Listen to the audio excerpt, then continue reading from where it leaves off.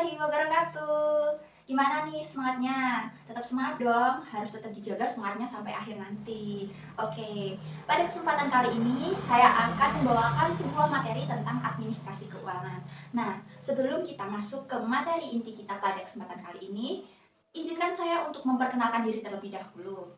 Ada pepatah yang mengatakan kan, tak kenal maka tak sayang. Nah, dari itu, perkenalkan nama saya Risa Dewi Anggraini, yang mana pada kesempatan kali ini saya akan menyampaikan sebuah materi tentang administrasi keuangan kepada teman-teman. Sebelum kita masuk ke materi inti kita pada kali ini, saya ingin bertanya terlebih dahulu nih pada teman-teman. Tahu nggak sih apa yang dinamakan administrasi? Nah, jadi administrasi sendiri dibagi menjadi tiga pengertian nih teman-teman, yaitu yang pertama secara etimologis yang berasal dari bahasa Latin. Administrasi merupakan pemberian bantuan, pemeliharaan, pelaksanaan, pimpinan, serta pengelolaan. Ada yang selanjutnya, yang kedua, yaitu administrasi juga berasal dari bahasa atau dari kata Belanda, yaitu yang mempunyai arti sebagai istilah tata usaha, yaitu segala kegiatan yang meliputi tulis-menulis, mengetik, koresponden, kearsipan, dan sebagainya, atau yang dinamakan dengan office work. Dan yang terakhir nih teman-teman, administrasi berasal dari bahasa Yunani, yang terdiri dari kata dan ministry, yang berarti mengabdi, melayani, atau berusaha untuk memenuhi kebutuhan atau harapan setiap orang. Nah, kali ini waktunya kita untuk masuk ke materi inti, yaitu tentang administrasi keuangan. Setelah kita memahami tentang administrasi di awal tadi, saya ingin tanya nih sebelumnya kepada teman-teman, apa sih administrasi keuangan itu? Jadi administrasi keuangan merupakan sebuah kegiatan yang berupa pencatatan keuangan dalam sebuah organisasi, yang dimana dari hasil pencatatan ini akan menghasilkan sebuah laporan yang dinamakan dengan laporan keuangan. Jadi setelah kita mengetahui apa itu administrasi keuangan, pada pembahasan kali ini kita akan membahas tentang apa tujuan dari administrasi keuangan. Tujuan administrasi sendiri yaitu yang pertama, pengurusannya bisa dipertanggungjawabkan. Yang kedua, mengelola dan memelihara seluruh dokumentasi yang bersangkutan. Tiga, mencegah terjadinya kekeliruan, kebocoran, atau penyimpangan penggunaan dana. Dan yang terakhir yaitu mempermudah dalam penyampaian informasi baik kepada pihak internal organisasi maupun pada pihak eksternal organisasi.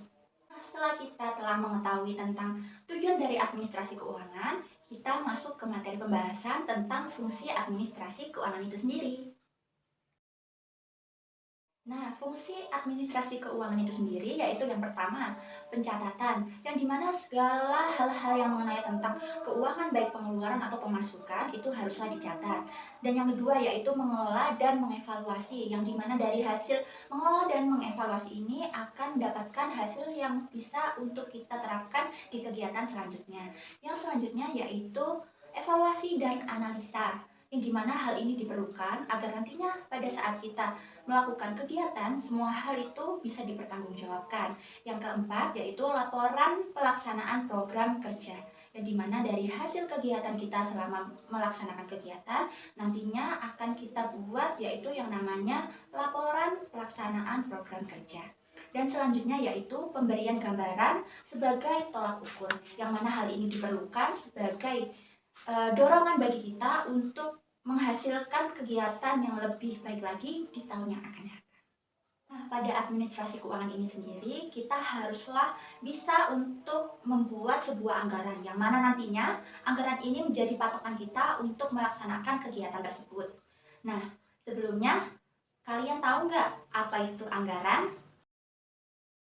Jadi anggaran itu sendiri merupakan suatu rencana yang disusun secara sistematis dalam bentuk angka dan dinyatakan dalam unit moneter atau uang yang meliputi seluruh aktivitas, jangka waktu atau periode tertentu. Nah, yang selanjutnya yaitu tentang tujuan anggaran itu sendiri. Di sini tujuan dari anggaran mempunyai beberapa poin-poin nih teman-teman. Yang pertama yaitu untuk menyatakan harapan atau sasaran. Jadi harapan atau sasaran ini sendiri merupakan tujuan awal dari kegiatan atau organisasi ini sendiri dibentuk. Selanjutnya, yang kedua yaitu untuk mengkomunikasikan harapan kepada pihak-pihak yang terkait. Seperti yang dijelaskan di awal tadi, bahwasannya dengan informasi yang memadai dan singkat serta jelas, Hal ini dapat menjadi salah satu jalan untuk kita dapat berkomunikasi baik kepada pihak internal maupun kepada pihak eksternal. Nah, selanjutnya tujuan anggaran yang ketiga yaitu untuk menyediakan rencana terperinci mengenai kegiatan.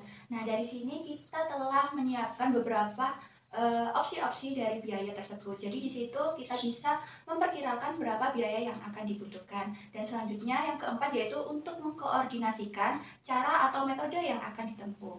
Dan selanjutnya yaitu yang kelima untuk menyediakan informasi dan sebagai alat pengendali kinerja individu dan kelompok. Baik, dan selanjutnya yaitu contoh dari anggaran. Dan contohnya adalah sebagai berikut. Sekian pembahasan dari saya mengenai administrasi keuangan serta langkah-langkah dalam membuat suatu anggaran tersebut.